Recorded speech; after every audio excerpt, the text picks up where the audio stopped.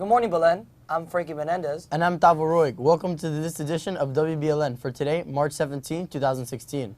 The 7S and 7S Honors Spanish classes participated in the creative writing exhibit at the DCYF. 17 students won special awards for their entries, the most ever awarded to a school.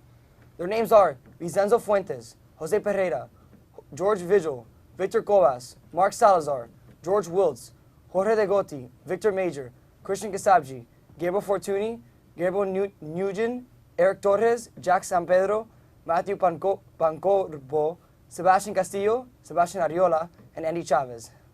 They'll be reading their poems at the fair on April 3rd at 3:15 p.m. at the community stage in Arnold Hall. This morning, senior Daniel Tejada and sophomore Sebastian George are on their way to St. Ignatius High School in Taipei. This is part of the Mateo Ricci exchange program. Students from St. Ignatius visited Belen earlier this semester. For the past week, English classes have been visiting the 2016 Archdiocese of Miami High School Art Show in the Saladrigas Art Gallery. Members of the humanities faculty have been giving tours and explanations for the artist's work. Students then have an opportunity to explore and are asked to reflect on what they have seen. Setting up the Archdiocese art exhibit was an excellent experience. It unified the Belen community and many other Archdiocese schools that participated. Many artworks from us two and other fellow students were promoted, and the last day to come see is tomorrow. And it was good to be able to exhibit our own works here, and sense of pride in putting your own work into and having your own meaning to everything. And to be able to look at everybody's different pieces and see, the different meanings behind everybody. Tonight, the Science Department will host a STEM fair in the Science Pavilion. STEM is a curriculum based on the idea of educating students in 4 specific disciplines: science, technology, engineering, and mathematics. Belen students will also be taste testing food that they have made from the vegetables and fruits that they grew on their own. The fair will begin at 7 p.m.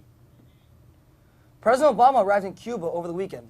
This is an historic event that includes meetings with President Raul Castro and a state dinner last night at the Palace of the Revolution. During the president's first full day in Cuba, he visited the Jose Marti Memorial.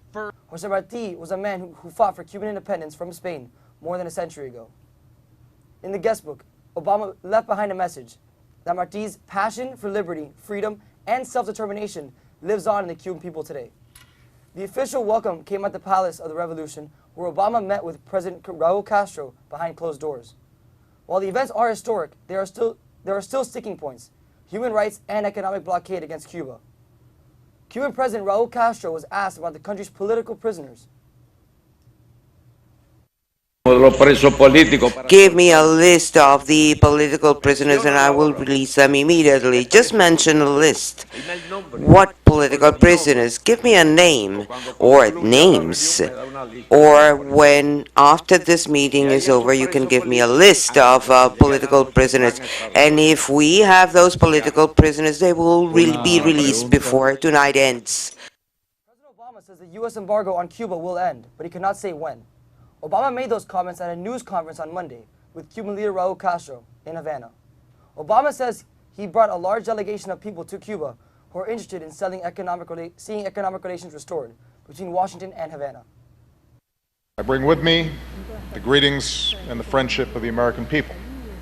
In fact, I'm joined on this trip by nearly 40 members of Congress, Democrats and Republicans. This is the largest such delegation of my presidency, and it indicates the excitement and interest in America about the process that we've undertaken. These members of Congress recognize that our new relationship with the Cuban people is in the interest of both nations. I'm also joined by some of America's top business leaders and entrepreneurs because we're ready to pursue more commercial ties which create jobs and opportunity for Cubans and Americans alike. Obama's historic trip to Cuba is the culmination of a years-long attempt to restore ties to the island and end decades of hostility between the two nations. The president is scheduled to watch a baseball game in Havana between the Tampa Bay Rays and the Cuban national team. At least 23 people are dead in Brussels after explosions ripped through the city's airport and the Malbec subway station. Belgian authorities say the blasts at the Zaventem airport were caused by a suicide attack. An airline official said one explosion took place outside a security checkpoint for ticketed passengers, according to a local media. 13 people were killed at the airport and another 35 injured. The airport was evacuated and all operations were suspended. At least 10 people died at Malbec Station. Transportation authorities have closed down metro stations across the city. The incidents come just a few days after Belgian authorities arrested a suspect in the Paris terrorist attacks of last November. Belgian authorities have advised residents to stay indoors and raise the city's threat level to 4, meaning authorities can deploy the army on street to meet security needs. Now here's who's meeting again today.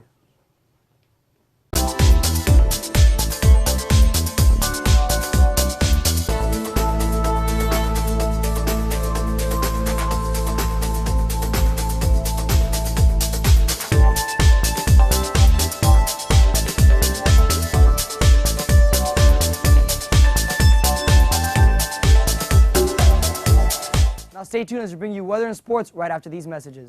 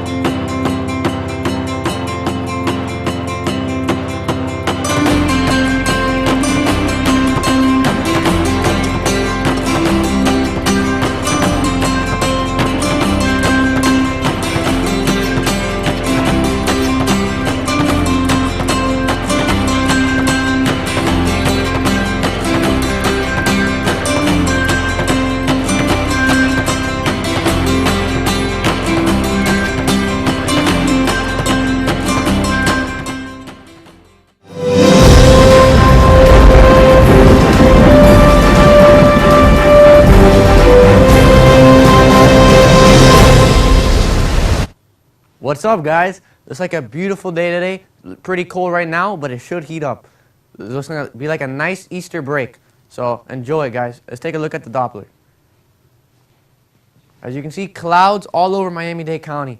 Should be passing by, shouldn't be a problem. Let's take a look at the highs and lows for today. You see, the high today would be, right now would be 75, a low would be 68, relative humidity at 54%. It's going to be pretty low winds of 8 miles per hour from the northeast, mostly cloudy, and very minimal chance of rain. Let's take a look at the next 3 days. On Wednesday, Thursday, and Friday, we'll have highs in the 80s, so it should be warmer than now. Lows in the low 70s, and with a chance of rain in the 80s to 60% on Thursday and Friday. That's all for your forecast. Let's pass it on to Rick now.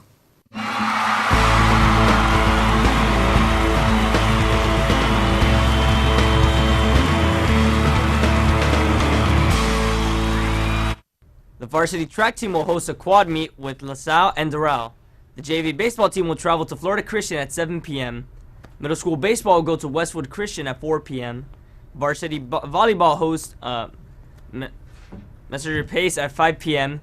JV volleyball will also hold Messenger Pace at 4 p.m. That's all for sports. Now back to you guys at the desk. Thank you, Ricky. Be sure to follow us on YouTube, Twitter, and Facebook for our latest news and pictures. I'm Frankie Menendez. And I'm Tava Roy. From everyone here at WBLN, have a wonderful day. Thanks for watching, and stay golden, Wolverines. You say Easter.